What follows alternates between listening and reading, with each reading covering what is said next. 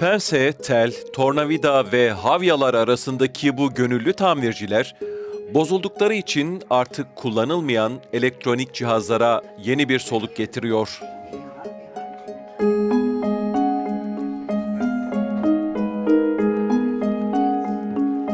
We have to take care of the planet. We can't afford to live like we used to live. So we have to make a movement about not throwing things out when it's still working. Tamir etme kavramı bir dizi karmaşık elektronik cihazla yaşadığımız modern çağda yeniden keşfediliyor. Üretici firmalar elektronik aletlerin onarılmasını ya tamamıyla engellemek ya da sadece kendi yetkili bayileri tarafından yapılmasını sağlamak için ürünleri bu şekilde üretiyor.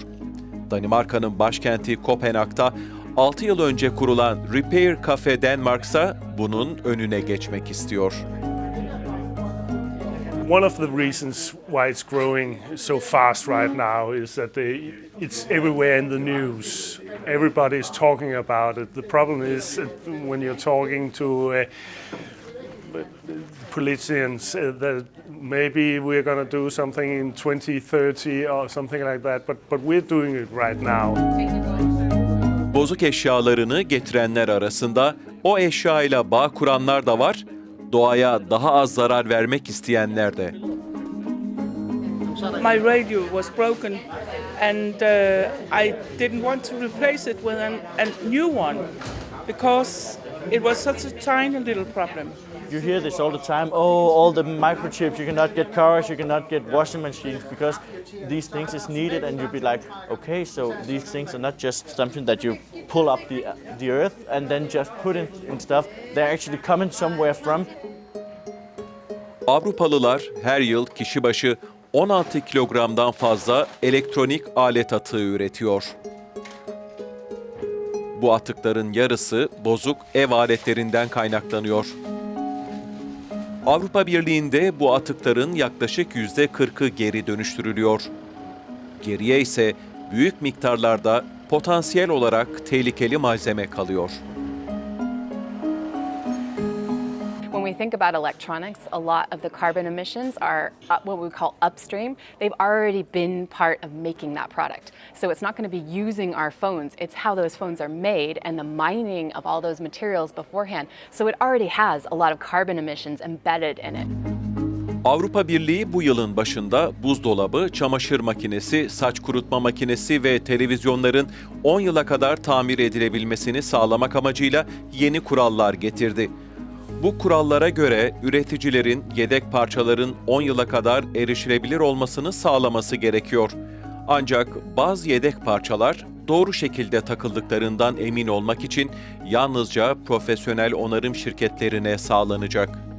Yeni cihazların ayrıca onarım kılavuzları ile gelmesi ve geleneksel aletler kullanılarak sökülebilecek şekilde yapılması gerekiyor. The legislation doesn't go as far as welcoming, let's say, repair cafes towards that. A lot of the tools and manuals are only made available to professionals, and we're not professionals, so that means that we don't get access to some of this. So I would say it could go further in opening up repair for anybody. Çevreciler ve tüketici hakları örgütleri onarım hakkının akıllı telefonları, dizüstü bilgisayarları ve diğer küçük elektrikli cihazları kapsayacak şekilde genişletilmesini istiyor. Apple'ın yeni duyurduğu Self Servis Onarım hizmeti bu yönde bir adım olarak değerlendiriliyor. 2022'de Amerika Birleşik Devletleri'nde başlayacak bu hizmet kapsamında kullanıcılar kendi iPhone'larını onarmak için kılavuza ve gerekli yedek parçalara erişebilecek. Ancak bu adım elektronik eşyalarda yaşanan onarım hakkı olmayışını ortadan kaldırmıyor.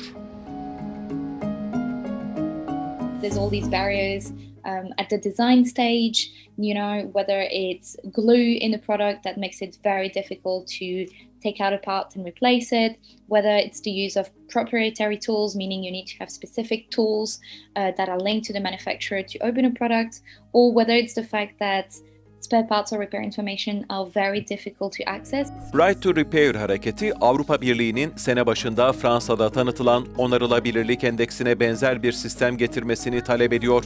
Buna göre akıllı telefonlar da dahil olmak üzere elektronik cihazların tamir edilebilirlikleri 5 farklı kriter üzerinden hesaplanarak 0'dan 10'a kadar bir puanla belirleniyor.